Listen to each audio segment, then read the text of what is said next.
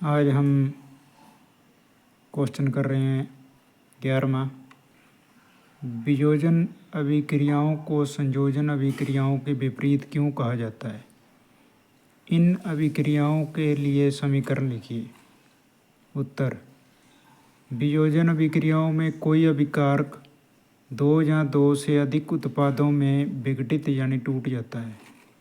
उदाहरण के लिए फेरस सल्फेट जो है गर्म करने पर ferrous oxide, sulphur dioxide, sulphur trioxide 3 उत्पादों में बदल जाता है। संयोजन अभिक्रिया में दो या दो से अधिक पदार्थ जो हैं तत्व या यौगिक संयुक्त यानी जुड़कर एक नया पदार्थ बनाते हैं। जैसे कि हाइड्रोजन और ऑक्सीजन जुड़कर जल का निर्माण करते हैं। ये हाइड्रोजन के 2 अणु और ऑक्सीजन का 1 अणु मिलकर 2 अणु जल के बनाते हैं। अर्थात 2 अभिकारक मिलकर एकल उत्पाद जल बनाते हैं। अगला हमारा क्वेश्चन है 12वां। उन वियोजन अभिक्रियाओं के एक एक समीकरण लिखिए जिनमें ऊष्मा, प्रकाश एवं विद्युत के रूप में ऊर्जा प्रदान की जाती है।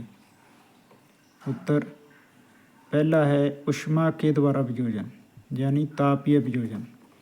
लेड नाइट्रेट को गर्म करने पर लेड ऑक्साइड, नाइट्रोजन डाइऑक्साइड भूरे रंग की गैस और ऑक्सीजन गैस 3 बनते हैं। दूसरा है प्रकाश के द्वारा वियोजन।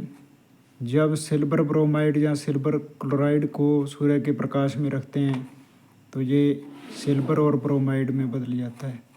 इसी प्रकार जो विद्युत के द्वारा वियोजन है, जल है जो हमारा, उसमें कुछ बूंदें अम्ल की डालकर विद्युत गुजारने पर हाइड्रोजन गैस और ऑक्सीजन गैस में बदल जाता है। अगला क्वेश्चन है हमारा 13वां। विस्थापन एवं द्रव्य विस्थापन अभिक्रियाओं में क्या अंतर है? इन अभिक्रियाओं की समीकरण लिखिए। विस्थापन अभिक्रियाएं: जब अधिक क्रियाशील तत्व कम क्रियाशील तत्व को उसके यौगिकों से विस्थापित कर देता है तो विस्थापन अभिक्रिया कहलाती है।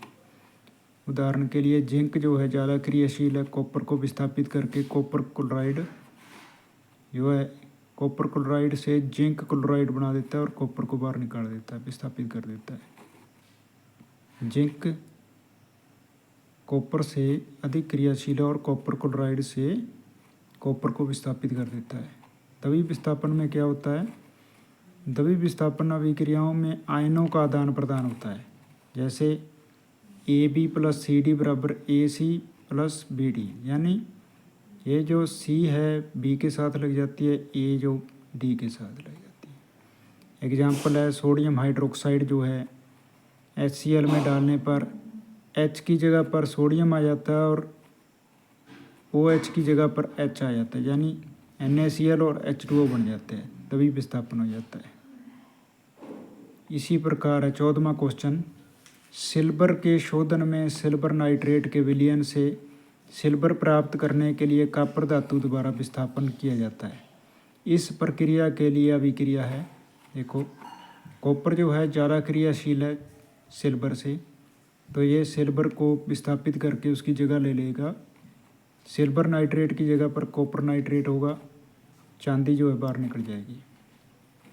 अगला क्वेश्चन 15वां। अवक्षेपण अभिक्रिया से आप क्या समझते हैं? उदाहरण दें।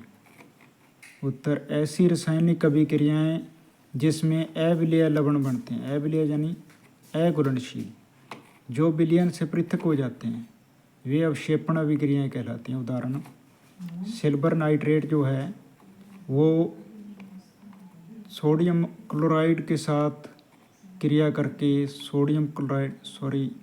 सिल्वर क्लोराइड और सोडियम नाइट्रेट बनाती हैं। यानी है तो ये द्रव्य विस्थापन अभिक्रिया, परंतु यहाँ पर ये जो सोडियम नाइट्रेट है ये एक अवक्षेप बनते हैं वाइट कलर के। अगला क्वेश्चन है 16वां। ऑक्सीजन के योग या ह्रास के आधार पर निम्न पदों की व्याख्या कीजिए। प्रत्येक के लिए 2 उदाहरण दीजिए। ए है हमारा उपचयन, बी है अपचयन के बारे में बताना है। उत्तर: उपचयन ऑक्सीकरण का योग, ऑक्सीकरण नहीं है जहाँ पर ऑक्सीजन है, ऑक्सीजन का योग या हाइड्रोजन का ह्रास ऑक्सीजन ऑक्सीकरण या उपचयन कहलाता है। यानी जहाँ पर ऑक्सीजन जुड़ रही हो, जहाँ हाइड्रोजन निकल रही हो, तो उसे हम उपचयन या ऑक्सीकरण कहेंगे। जैसे कि ये हाइड्रोजन है, हाइड्रोजन में ऑक्सीजन जुड़ रही है, ये H2O बन रहा है, यानी ऑक्सीजन जुड़ रही है, तो ये उपचयन होगा।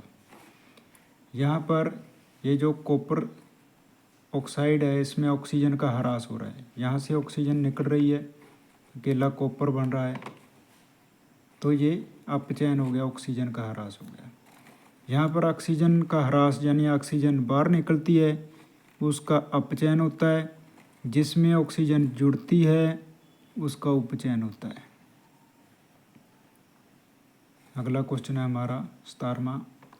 एक भूरे रंग का चमकदार पदार्थ X को वायु की उपस्थिति में गर्म करने पर काले रंग का हो जाता है। इस तत्व X एवं उस काले रंग के यौगिक का नाम बताओ। उत्तर है, यह चमकदार तत्व X कॉपर धातु है, तांबा। जब इसे वायु की उपस्थिति में गर्म करते हैं तो यह उपचयित यानी ऑक्सीजन से क्रिया करके काले रंग का कॉपर ऑक्साइड बनाता है। अभिक्रिया देखो, ये कॉपर जो है भूरे लाल रंग का, ऑक्सीजन से क्रिया करके गर्म किया जाता है। जब ऑक्सीजन की प्रेजेंस में गर्म करने पर कॉपर ऑक्साइड बनाता है काले रंग का। अगला है 18वां। लोहे की वस्तुओं को हम पेंट क्यों करते हैं। उत्तर, लोहे की वस्तुएं हवा और नमी यानी आर्द्रता के संपर्क में आकर संक्षारित हो जाती हैं। अतः पेंट करने पर लोहे की सतह हवा और नमी के प्रत्यक्ष संपर्क में नहीं आ पाती, जिसके कारण संक्षारण जंग लगना नहीं हो पाता। इस तरह लोहा पेंट करने से क्षतिग्रस्त नहीं होता, जंग नहीं लगती। अगला है 19वां क्वेश्चन। तेल एवं वसा युक्त खाद्य पदार्थों को नाइट्रोजन से प्रभावित क्यों किया जाता है।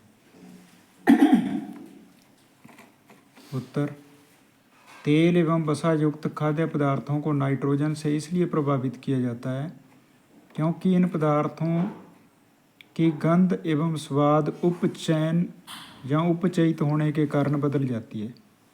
नाइट्रोजन एक प्रतिऑक्सीकारक है यानी एंटीऑक्सीडेंट है, जो इन पदार्थों को उपचयित ऑक्सीकरण होने से बचाता है। अतः तेल व वसा युक्त खाद्य पदार्थों को विकृत गंधिता नहीं हो पाती। इस तरह वसा युक्त पदार्थ जैसे चिप्स, कुरकुरे आदि लंबे समय तक खराब नहीं होते। अगला क्वेश्चन है हमारा 20वां। निम्न पदों का वर्णन करो, एक एक उदाहरण भी दो। ए है हमारा संक्षारण, बी है विकृत गंधिता।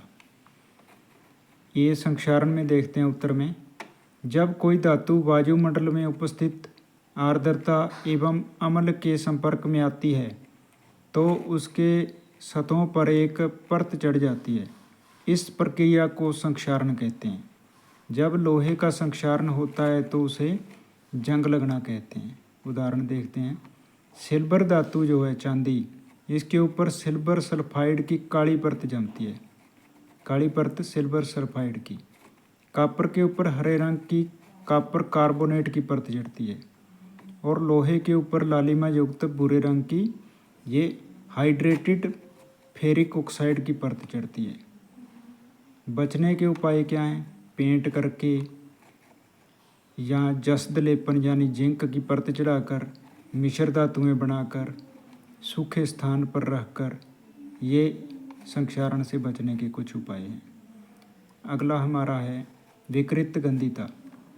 तेल एवं वसा युक्त खाद्य पदार्थ हवा यानी ऑक्सीजन के संपर्क में आने से उपचयित यानी ऑक्सीकृत होकर विकृत गंधी हो जाती है, जिसके कारण इनका स्वाद और गंध बदल जाती है। इस प्रक्रिया को विकृत गंधिता कहते हैं। विकृत गंधिता को रोकने के उपाय, पहला है नाइट्रोजन प्रतिऑक्सीकारक मिलाकर, दूसरा है वायुरोधी बर्तनों में खाद्य सामग्री रखकर, मुरब्बा बनाकर, उबाल कर भी हम विकृत गंधी से कुछ हद तक बच सकते हैं।